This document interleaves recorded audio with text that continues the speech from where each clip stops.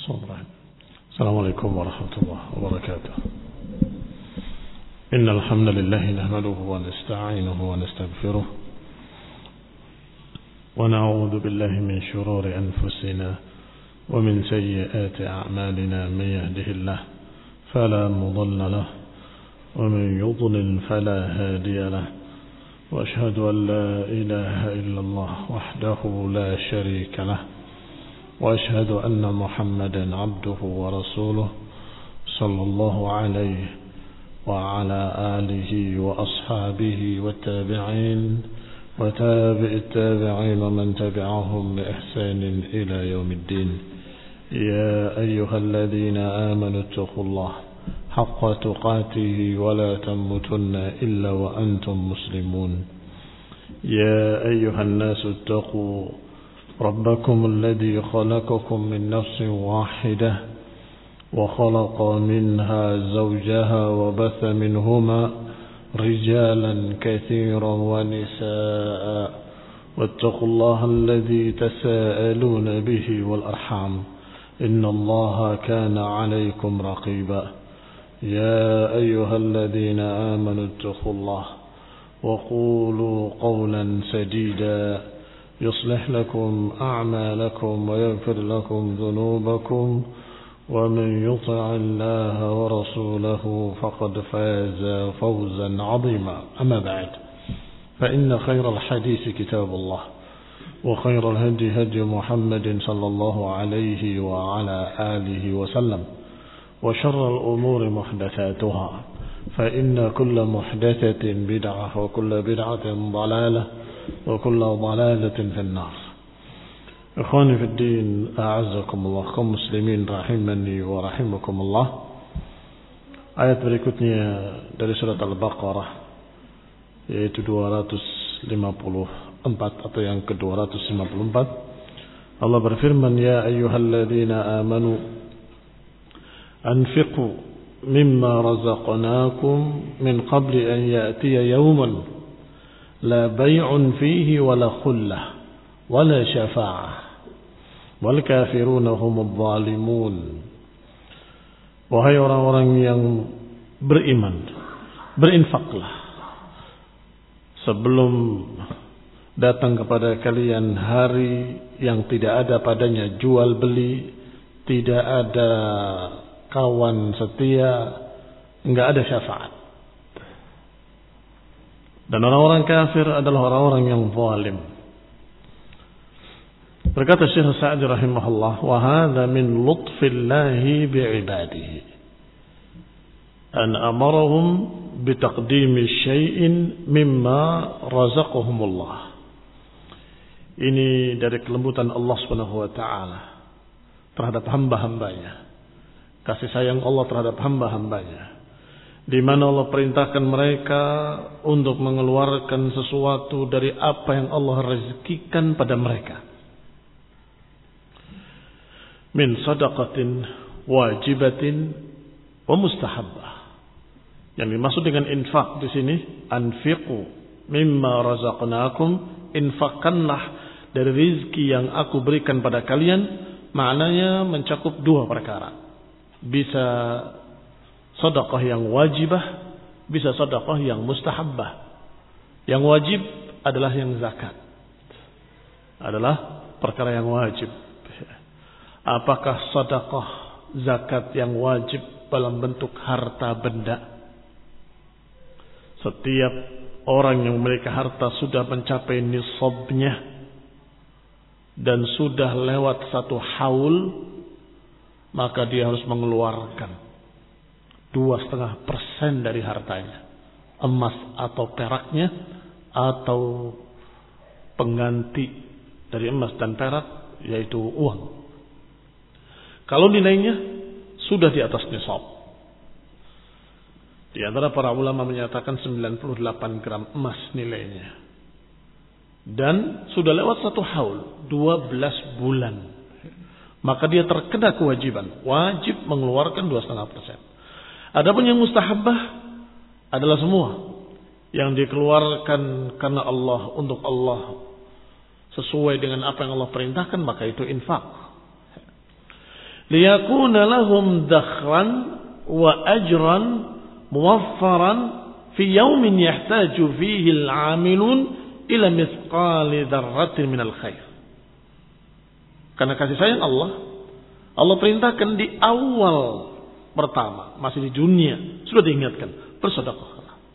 Sebelum datangnya nanti satu hari yang tidak bermanfaat lagi jual beli dan tidak bermanfaat pertemanan, tidak bermanfaat pula syafaat. Karena pertemanan saat itu sudah tidak sama dengan apa yang ada di dunia. Saat itu semua orang memikirkan dirinya sendiri. Nafsi, nafsi. Diriku, diriku. Maka jangan harap ada temannya yang mau membantu. Jangan harap ada kawan dekat yang akan menolong. Jangan harap. Masing-masing dengan urusannya sendiri-sendiri. Maka sebelum datang hari itu, hendaklah kalian bersedekah, kata Allah Subhanahu wa taala. Liyakuna lahum dakhran, agar dia punya simpanan. Dakhirah adalah bekal atau simpanan. Wa ajran, pahala. Muwaffaran, yang sangat banyak. Fi yaumin yahtaju fihi al-'amilun ila mithqali dzarrah. Di satu hari yang seorang beramal sangat berharap mendapatkan atau memiliki kebaikan walaupun sebiji darah. Ikhwani fid din, a'azakumullah. Fala bai'a fihi walau iftada al-insanu nafsahu mil al-ardi dhahaba liyaftadi bihi min 'adzab yaum al-qiyamah ma tuqabbala minhu. Di hari yang tidak bermanfaat harta benda. Kalau sekarang kita sedekahkan bermanfaat. Ada catatannya yaumul qiyamah. Kita mengeluarkan zakat, mengeluarkan sedekah, ada catatannya yaumul qiyamah. Akan menolong dia yaumul qiyamah. Tetapi kalau dia mati dalam keadaan tidak berinfak, maka harta bendanya tidak ikut ke akhirat. Diwariskan, dibagi waris, dan entah dipakai untuk apa oleh mereka. Tidak dibawa mati. Maka walaupun orang kaya tidak bisa berkata saat itu, aku tebus diriku supaya selamat dari api neraka dengan seluruh hartaku. Tidak bisa. Walaupun sepenuh bumi. Tidak bisa. La yanfa'u malun wala banun. Saat itu tidak bermanfaat harta benda, tidak bermanfaat pula anak-anak.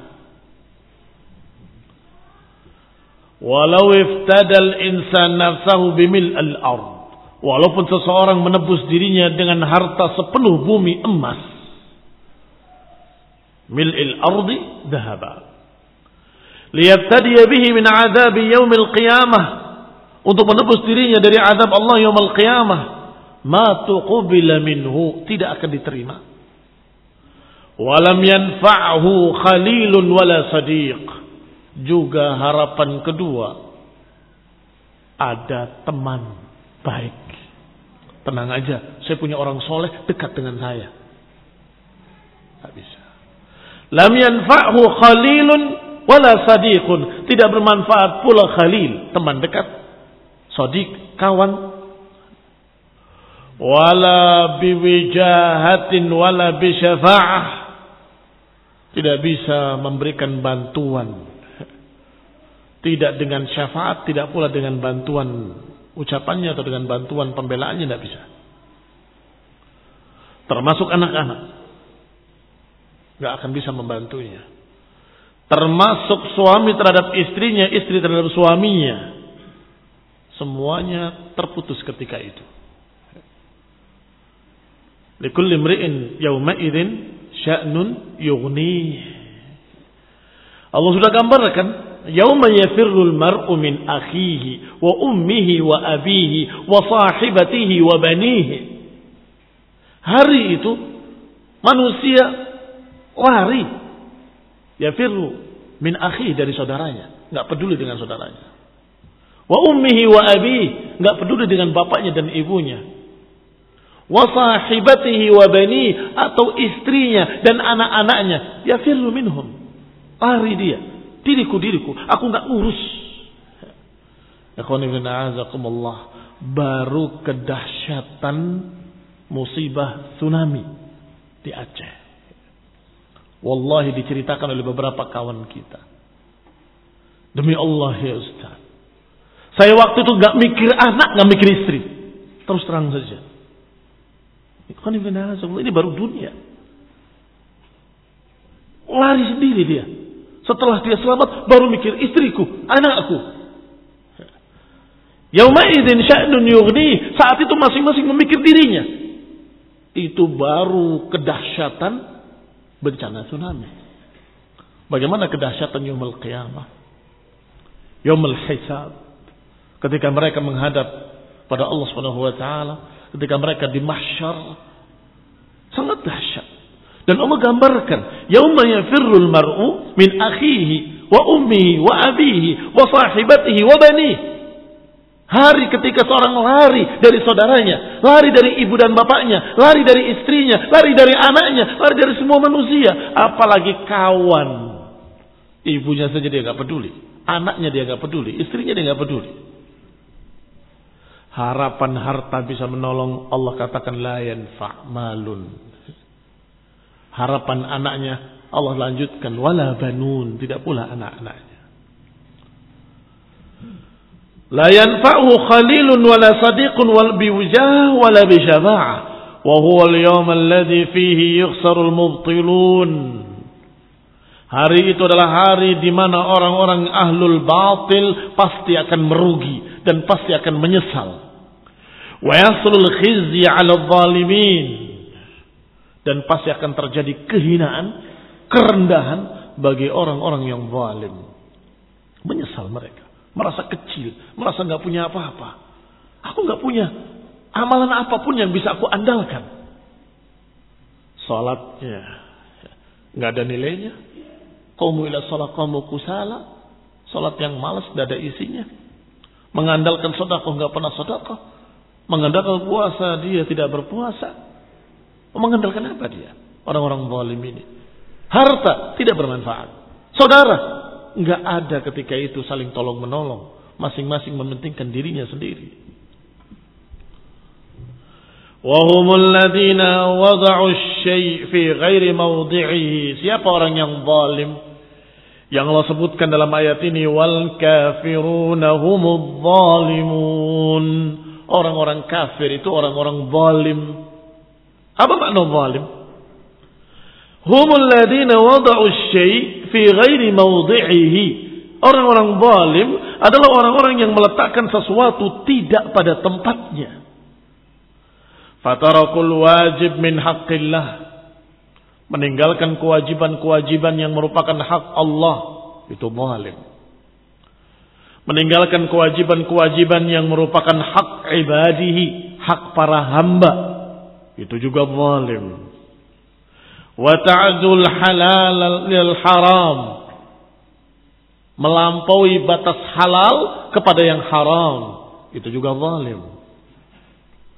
Wa 'azam anwa'il zulm, dan sebesar-besar jenis kezaliman adalah kekafiran kepada Allah Subhanahu wa taala.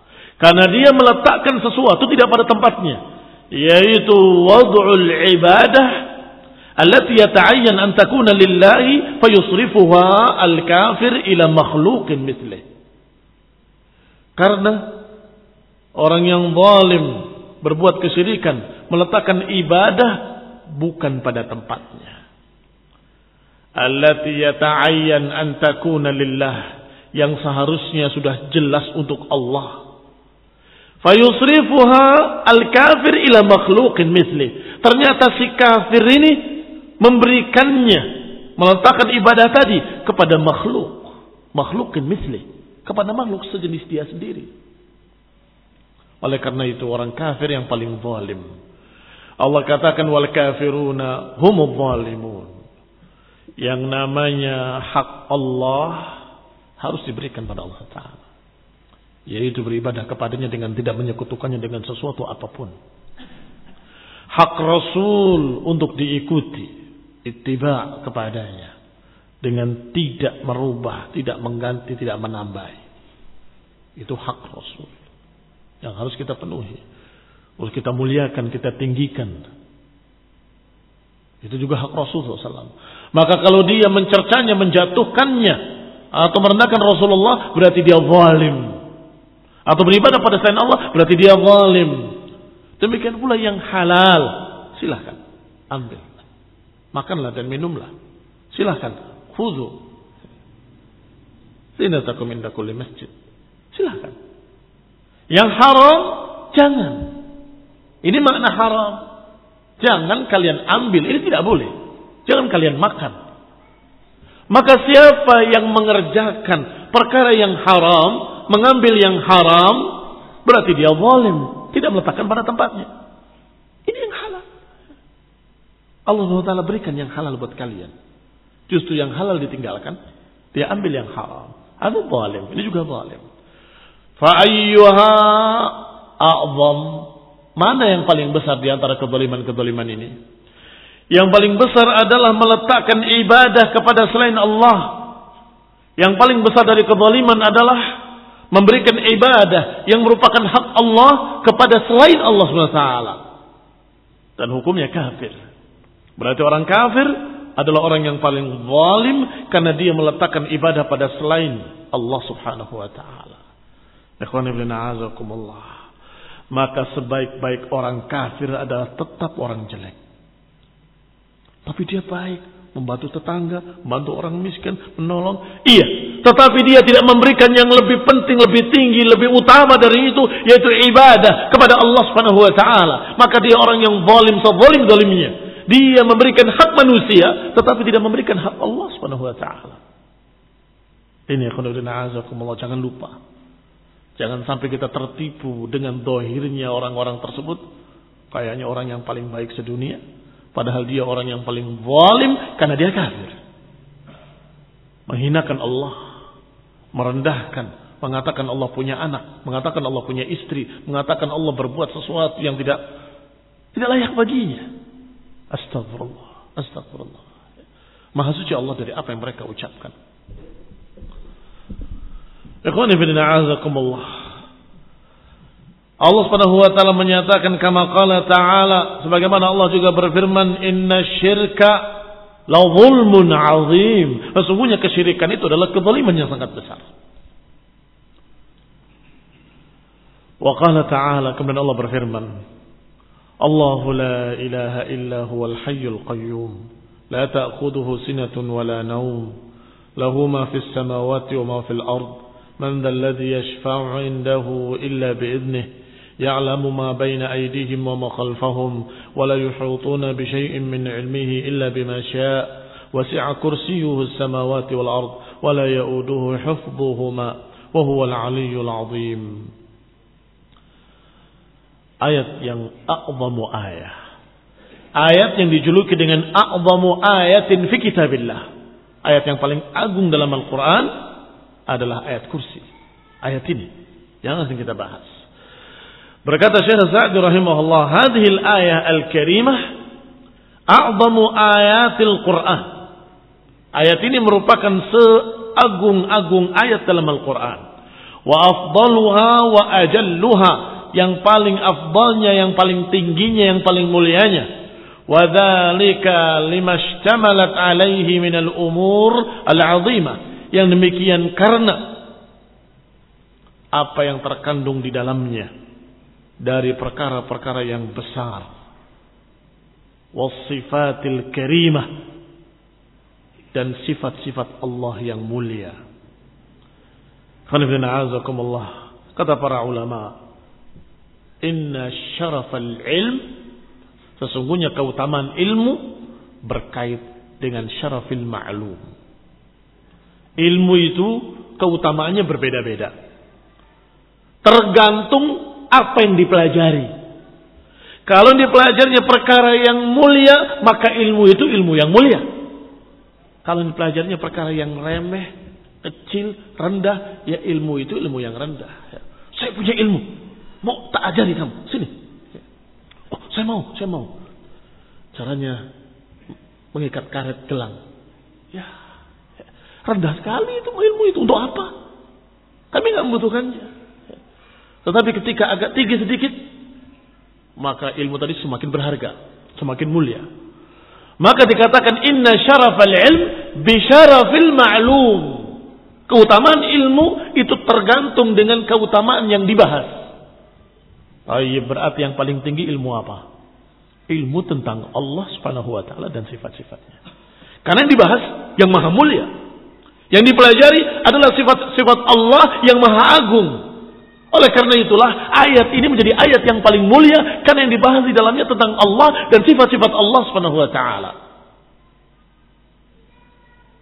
Allahu la ilaha illa huwal hayyul qayyum la ta'khudhuhu sinatun wa la nawm lahu ma fis samawati wa ma fil ard man dhal ladzi yashfa'u 'indahu illa bi idnihi يعلم ما بين أيديهم وما خلفهم ولا يحيطون بشيء من علمه إلا بما شاء وسع كرسيه السماوات والأرض ولا يؤوده حفظهما وهو العلي العظيم.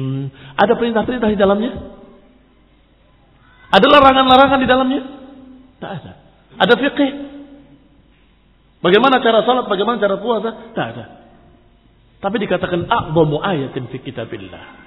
Mengapa? Karena yang dibahas tentang sifat Allah. Allahu la ilaha illa huwal hayyul qayyum. Allah yang tiada ilah yang berhak diibadahi kecuali Dia. Yang maha hidup lagi berdiri sendiri. Yang enggak pernah dikenai rasa kantuk dan tidak pernah tidur. Dan miliknya lah seluruh yang di langit dan seluruh yang di bumi. Siapa yang bisa memberikan syafaat di sisinya tanpa izinnya? Dialah yang mengetahui apa yang ada di belakangnya dan apa yang ada di hadapannya. Wala yuhituna bi syai'in min ilmihi illa bima syaa, dan enggak akan ada yang bisa meliputi sedikit pun dari ilmunya kecuali dengan apa yang Allah kehendaki. Wasi'a kursiyyuhu samawati wal ard, dan kursinya meluasi langit dan bumi, sangat besarnya. Wala ya'uduhu hifdhuhuma, dan tidak ada yang bisa menjaga keduanya kecuali Allah Subhanahu wa taala. Wa huwal aliyyul azim.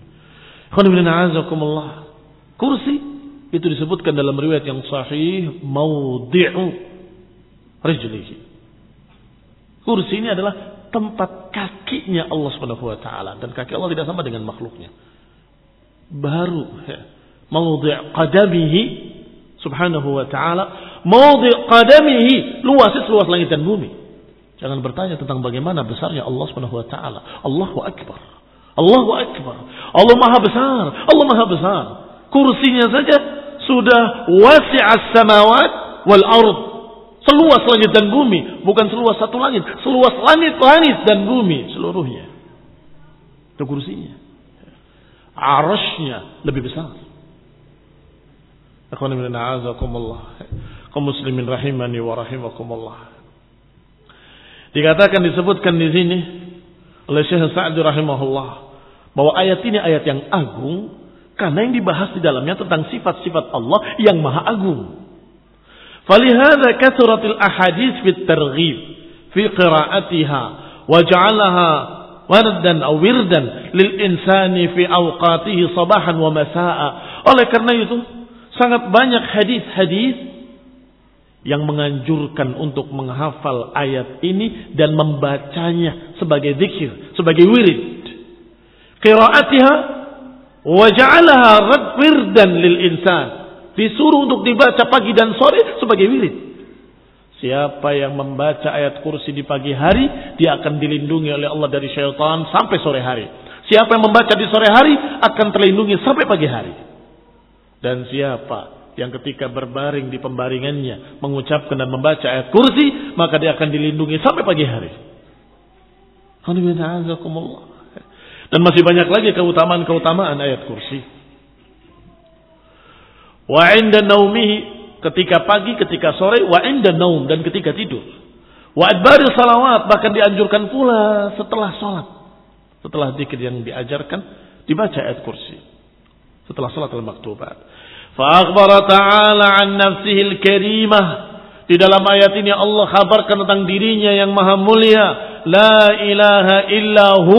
Tiada ilah yang berhak diibadahi kecuali dia. Mana ilah adalah al-ma'bud, yang diibadahi. Itu terjemahan yang paling tepat. Kalau tidak ada Tuhan kecuali Allah, ya masih dibenarkan. Tetapi masih kurang jelas tiada Tuhan kecuali Allah. Apa makna Tuhan? Tetapi aslinya ilah maknanya adalah la ma'buda bihaqqin illallah. Enggak ada yang layak diibadahi kecuali Allah. Ini sangat jelas. Ini terjemahan dari kalimat la ilaha illallah yang paling tepat. Mengapa demikian? Karena kalimat ilah itu dari masdar ilaha, dari aliha ya'lahu ilahatan. Sama dengan kata yaktubu kitabatan, satu wazan. Allah ya'lahu ilahatan, kata yaktubu kitabatan. Apa makna kitabah? Hah? Apa maknanya kitabah? Kata yaktubu menulis. Kalau kitabah tulisan. Maka kitabah maknanya maktubun, yang tertulis. Sahih? Kata yaktubu kitabatan. Kitabatan maknanya maktub, yang tertulis. Kataba menulis, yaktubu sedang menulis, kitabatan penulisan atau tulisan. Tulisan itu yang ditulisnya. Maktub, tertulis. Maka aliha ya'lahu ilahatan maknanya maklum. Sebagaimana kitabah maknanya maktub, demikian pula ilaha maknanya maklum, yang diilahkan. Sedangkan makna aliha ya'lahu adalah abada ya'budu, ibadatan. Berarti makna makluh yang diibadahi. Berarti terjemahannya tidak ada yang berhak diibadahi, la ma'buda bihaq, dengan benar kecuali Allah Subhanahu wa taala. Enggak ada yang layak diibadahi kecuali Allah Subhanahu wa taala. Maka jangan justru dibikin kabur. Kalimat tidak ada Tuhan kecuali Allah saja masih perlu penjelasan. Kurang jelas terjemahannya. Apalagi sebagaimana dikatakan oleh na'udzubillah, oleh orang-orang sesat dari kaum liberal, menyatakan gak ada Tuhan kecuali Tuhan. T kecil dengan T besar. Tambah kabur lagi. Alasan mereka, karena lafaz Allah itu asal katanya dari al-ilah. Al-ilah menjadi Allah. Berarti la ilaha illa al-ilah. Enggak ada Tuhan kecuali Tuhan. Hanya saja yang ini tanpa alif lam, yang ini pakai alif lam. Berarti enggak ada Tuhan kecuali Tuhan. Yang ini Tuhan besar. Apa T-nya T besar? Ini adalah kebodohan di atas kebodohan. Walaupun secara tasrif, na'am, kata Ibnu Qayyim rahimahullah, bahwa kalimat atau lafzul jalalah yang mulia Allah memang asal katanya dari al-ilah, itu ada hubungannya, betul. Tetapi maknanya bukan seperti tadi Tuhan T kecil dengan T besar, tidak. Maknanya bahwa Allah adalah nama dari zat yang memiliki sifat ilaha, sifat ketuhanan, sifat diibadahi, sifat disembah. Hanya Allah Subhanahu wa taala. Dan itu sudah menjadi nama, sudah menjadi ma'rifah, bahkan a'raful ma'arif. Ma'rifah yang paling tinggi adalah lafaz jalalah yang mulia Allah. Ikhwani fillah azakumullah. Maka itu semua hanya pengkaburan-pengkaburan. Enggak ada Tuhan kecuali Tuhan. Itu membuat bingung dan pengkaburan. Sengaja memang. Mereka dibiayai untuk membuat bingung kaum muslimin. Mereka diberi sekian besar harta untuk membuat kaum muslimin jadi kufur. Ikhwani fillah azakumullah. Kalau ditanya sekolah di mana para doktor-doktor ini, tanya. Di sini mereka akan menjawab. Kalau enggak Oxford, mana lagi? Chicago, mana lagi? Dari sana. Tidak ada yang kuliah kepada para ulama, belajar dari para ulama. Tidak ada. Bahkan belajar dari muslim aja tidak ada. Rata-rata belajar dari orang kafir. Sudah cukup. Walhamdulillah, ahlus sunnah memiliki manhaj yang sangat jelas. Yaitu melihat siapa guru yang kita akan ambil pelajarannya. Fanzuru amman ta'khuduna dinakum. Lihatlah dari siapa kalian mengambil ilmu kalian. Mau ngambil ilmu orang ini, gurunya siapa? Gurunya orang kafir. Enggak layak sama sekali. Sehingga ketika mencari seorang guru yang kita akan mengambil ilmu agama, ingat, inna hadzal ilma dinun fanzuru amman ta'khuduna dinakum. Sesungguhnya agama ini atau ilmu ini, agama itu sendiri, maka carilah dari orang-orang yang jelas, gurunya jelas, sumber ilmunya jelas, belajarnya dari mana jelas. Kalau tidak demikian, jangan coba-coba. Ini masalah agama, masalah yang berkait dengan akhirat yang kekal, surga atau neraka. Assalamualaikum. Jangan pakai main-main, jangan pakai coba-coba. Qala, kata Syekh, makna la ilaha illallah adalah la ma'budu bihaqqin siwa. Tidak ada yang diibadahi dengan kebenaran kecuali Allah Subhanahu wa taala. Fa huwal ilahul haqq alladhi tata'ayyan an takuna jami'u anwa'il ibadah wa ta'a wa ta'allu lahu ta'ala. Dan dialah ilah yang benar, yang hakiki, yang sebenar-benarnya, yang sudah tertentu, sudah pantasnya seluruh bentuk-bentuk ibadah, ketaatan, penyembahan harus diarahkan kepadanya. Likamalihi wa kamali sifatihi, karena kesempurnaannya dan kesempurnaan sifat-sifatnya, wa 'azimi ni'amihi, dan karena besarnya kenikmatan-kenikmatan yang diberikannya, wa likaunil 'abdi mustahiqan an yakuna 'abdan li rabbih mumtathilan awamirahu mujtaniban nawahi. Maka semestinya seorang hamba untuk menjadi hamba Allah, mempraktekkan perintah-perintah Allah, menjauhi larangan-larangan Allah. Wa kullu ma siwallahi ta'ala batilu. Adapun yang selain Allah semuanya batil. Sesembahan-sesembahan lain, ma'bud-ma'bud yang lain, semuanya batil selain Allah Subhanahu wa taala. Fa ibadatu ma siwahu batilah. Maka beribadah kepada selain Allah adalah batil. Likauni ma siwallahi makhluqan, karena selain Allah adalah makhluk. Sebesar-besar ciptaan Allah, maka tetap makhluk. Sebesar-besar ciptaan Allah, tetap makhluk. Maka arsy Allah yang agung, yang disebutkan arsyun azim dalam Al-Quran, tetap makhluk. Malaikat yang paling mulia sekalipun seperti Jibril juga makhluk. Nabi yang paling mulia sekalipun Nabi Muhammad SAW tetap makhluk. Maka kaidahnya masih wallahi makhlukun. Apa yang selain Allah adalah makhluk. Naqisan mudabbiran faqiran. Yang namanya makhluk, nggak ada yang sempurna. Yang namanya makhluk memiliki kekurangan-kekurangan. Dan jangan terburu-buru protes. Jangan terburu-buru protes kayak haula. Masa Nabi tidak sempurna? Langsung berkata begitu.